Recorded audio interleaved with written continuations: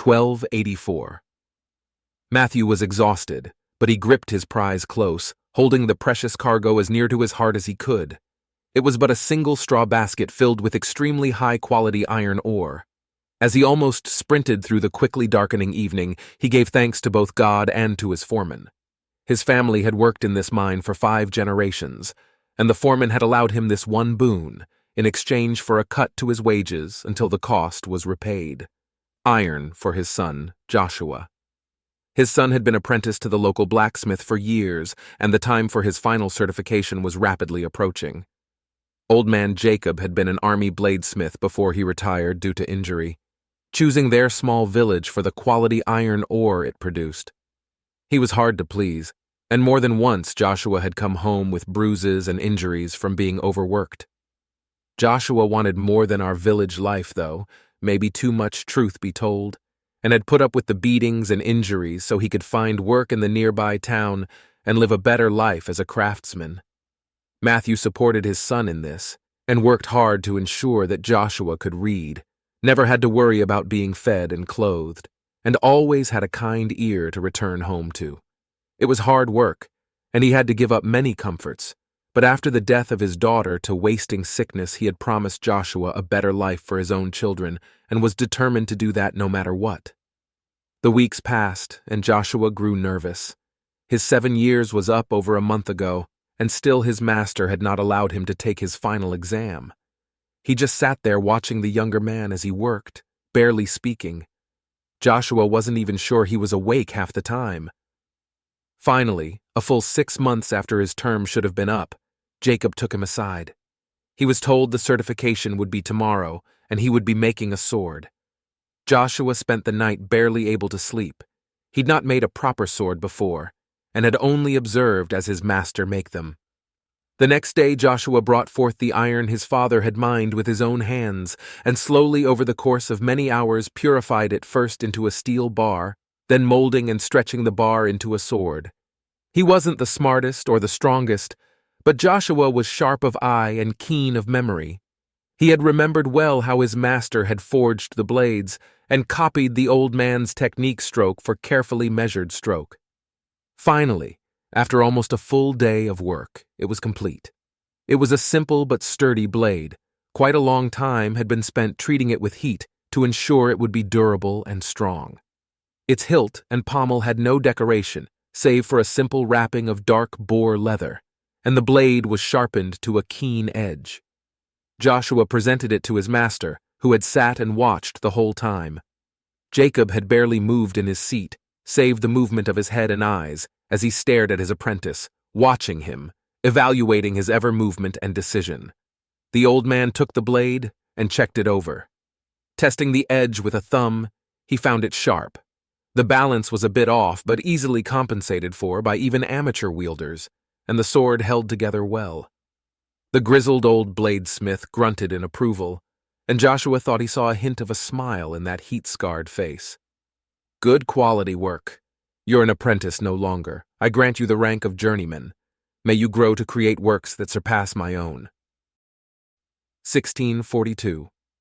The sword lay on the linen sheets of his modest home in Roma. Though expensive, he felt he owed it to his great-grandfather to have it fixed up and resharpened, and the smith had done good work. Family lore had said his ancestor made this sword, and it was treasured by the family as an heirloom, even though it was no longer used to defend the life of the wielder. But what lives it had seen? What lives it had taken? Bartolomeo sat in a wooden chair nearby, admiring it. His family had so many stories about this simple and unadorned blade. It had seen much use in many conflicts, from open wars to peasant revolts. So many of the great historical battles from the last few centuries had this blade as a witness. He sat there, looking over his latest manuscript, a poem about his great-grandfather's deeds in the Dutch War for Independence. Thought it still raged on far to the north. The old man had just died this past Thursday, and his stories had fueled Bartolomeo's imagination since boyhood. None of his works had ever seen great success, but this one was sure to wow them. He sighed. He indulging in his all-too-common daydream of fame and grandeur again. He half thought these childish fantasies were the reason he hadn't been noticed, too much time with his head in the clouds. But he was a poet after all. His head was meant to be in the clouds. He shook his head and picked up his quill once more, determined to at least finish this poem before week's end. But suddenly, an idea struck him. An idea for a new poem, a better poem. According to his family records and history, the sword he now had was never once used in anger or malice. Neither hate nor jealousy had wielded it to harm, and while it had taken at least a few score of lives in the battles it had seen, it was never raised against those who would seek to aid others. The family lore held that it had been used against traitors and tyrants, along with those who supported them. The records were old and dusty, kept in storage by an uncle in Firenze, but all quite intact. Bartolomeo pondered if he had enough left to make the trip, because the idea had stuck in his mind. The story of a sword that was wielded by those who sought peace. It would wipe the smirks off the faces of those fools who looked down upon him for sure. It was a topic worthy of a great epic, a story that would ensure his name was revered for generations to come. He set about feverishly writing down idea after idea, occasionally glancing over at the plain blade. It was not grand enough, he thought. He would have to have it engraved. 1985. Sarah had no idea why Marcus was so enamored with that old relic. He was 8 years old and he obsessed over it, reading books passed down through generations of her husband's family about the people who had kept it, even if they never used it. The damn things were piled around his room, and the sword hung on the wall above his bed. She had seen him staring at it in the night more than once. He probably dreamed of being there for the battles it was used in. They had never been wealthy, those wielders, but they always seemed to be at the center of uprisings. Wrong place, wrong time, she thought. Or maybe those wielders had been far bigger troublemakers than her husband had let on. The sword had taken, at least by the count the books had talked about, 132 lives over the course of history. Tyrants, traitors, soldiers, highwaymen. The books detailed them all, journals kept by her husband's ancestors and passed down as part of the family record. Marcus could probably name all the slain from memory. He had spent so much time reading them. His father could as well. Like father, like son, she supposed. They had both been in love with that sword and its history. Her husband taught Marcus to read using those damned journals. She sighed as she looked down at her son sleeping next to her, shoving all thoughts of the sword out of her mind. Her husband had died 2 months ago, and the family the sword came from was certainly not going to help them anymore. It was not her fault, she screamed in her mind. Why did they blame her? She sat in her son's rooms, just on the edge of the bed, idly stroking his blonde hair. It looked so much like his father's, as did he. She saw it in his eyes, his walk, the way his head tilted to the left when he was thinking. Most of all, it was in his smile.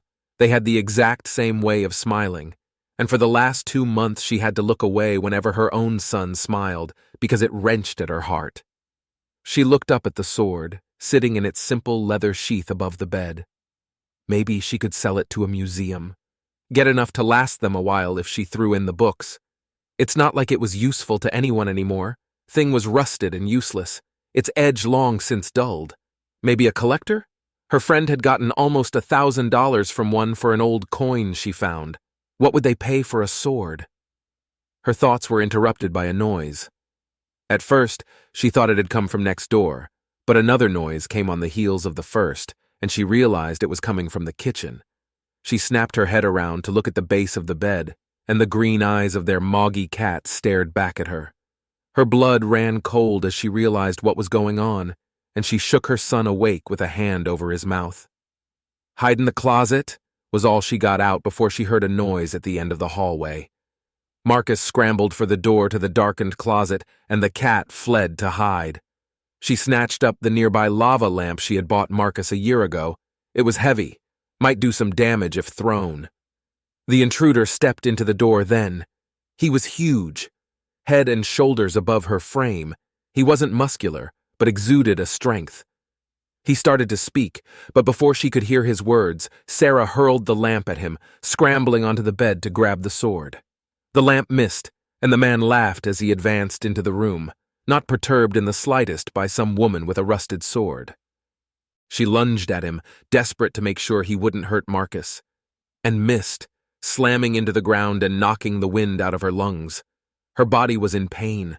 The stone floors she had collided into hurt like hell, but she turned over quickly, scrambling back in terror and swiping in front of her wildly with one hand. She felt the sword strike him a couple of times in her frenzy, but the dulled edge barely nicked him. It was his turn to lunge now, and she desperately held the sword in front of her to fend him off. She looked away as he yelled and ran at her, closing her eyes tight and hoping he would just leave after ending her life. But the end never came. The cat, that damned cat. With a scream that sounded like the demons of hell fueled its assault, it had bolted out from its hiding spot and leapt at the man, clawing at his face and knocking him off balance. He crashed into the wall next to Sarah's prone form, screaming and swatting at the beast that had attacked him. She didn't think. She didn't contemplate her actions. She just scrambled to her feet and thrust that sword at him with all her strength. Maybe it would work, maybe it wouldn't. But she now had the opening she needed to protect her son, and as God was her witness, she would do that if it meant the end of her. The blade crunched into his abdomen, not slicing or piercing, but tearing, its edge holding just enough to cut, but not enough to properly puncture. The blade slammed through every vital organ she could find as she twisted it wildly inside him, not knowing what the hell she was doing, but certain it would ensure her son would live to see the sun rise tomorrow. It was over in seconds. The cat fled once more, injured and bruised from the retaliatory assault, but the man lay dead. That ancient old rusted sword that had been her husband's and son's obsession was buried in his stomach up to the hilt, and blood was everywhere. She looked down, shaking, not fully grasping that she was still alive. Her pajamas were soaked in blood and her arms were covered. She heard a cry from behind her and turned only to feel her son slam into her stomach, arms clutching her tightly. She had survived. She had won. Her son was safe. 2342. Michael Smith sat on the end of his bed staring at the sword. It had been completely cleaned and restored last week, and its ancient steel now shone bright as the day it was forged. The writing on the sword had been uncovered from decades, if not centuries, of rust and tarnish, and the script was in simple Latin. Peace Seeker.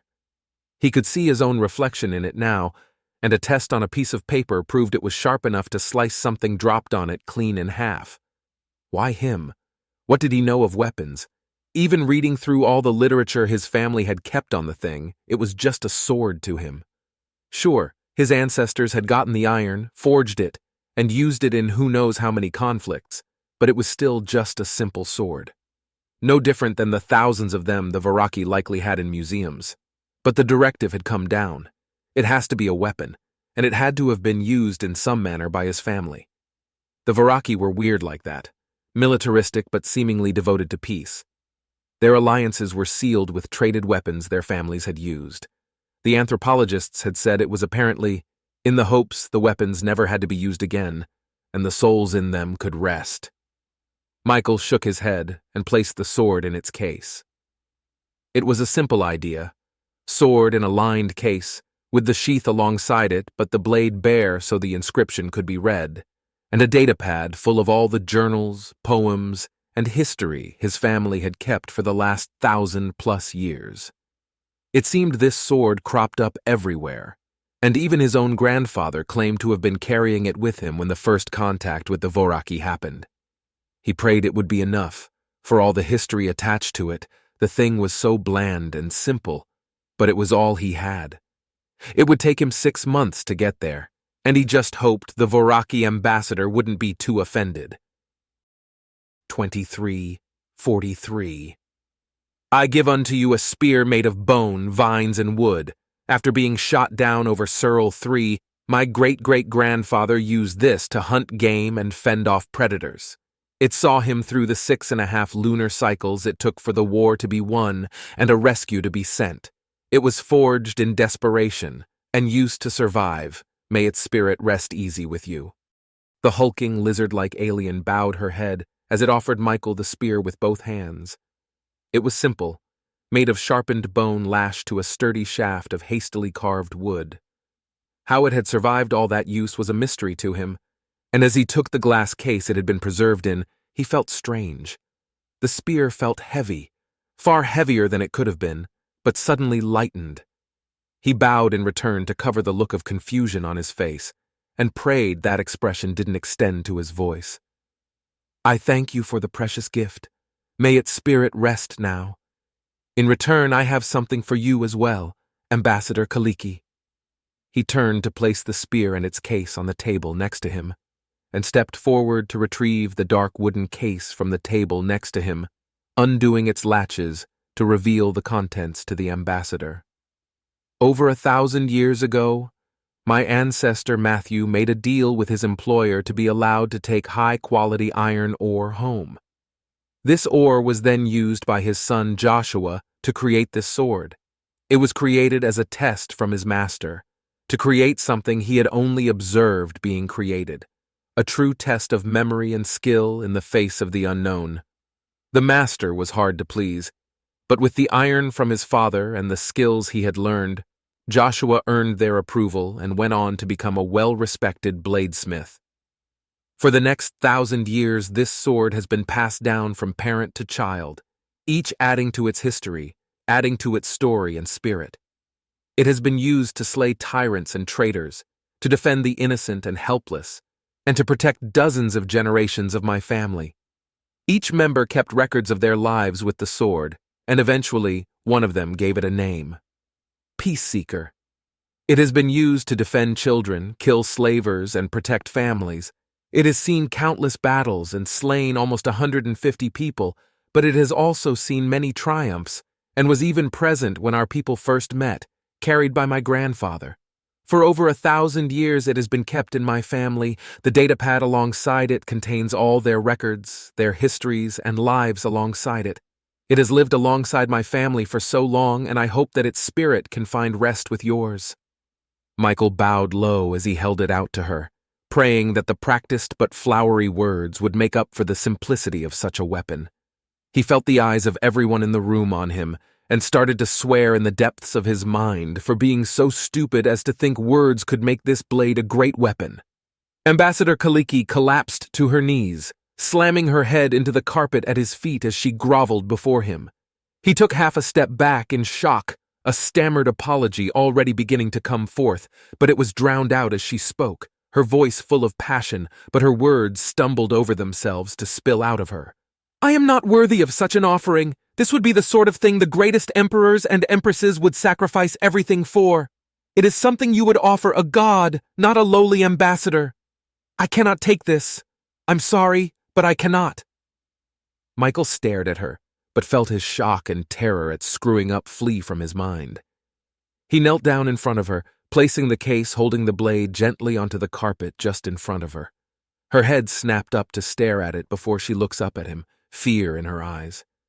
The crowd of both Varaki and humans drew back, not wanting to intrude on this moment. Michael's voice was confident, but it was not a confidence he usually had. He just felt confident, just felt that these words would calm her. A grand gift, for a grand occasion, and a grand desire. This sword has seen 1,000 years of conflict and death. While it was never wielded in malice, and has seen as many or more triumphs as it has deaths, my family wishes its spirit to be able to rest. We hope it might find that peace with you, for peace is what it has sought for so long." Ambassador Kaliki just stared at him, before timidly reaching out to grasp the case.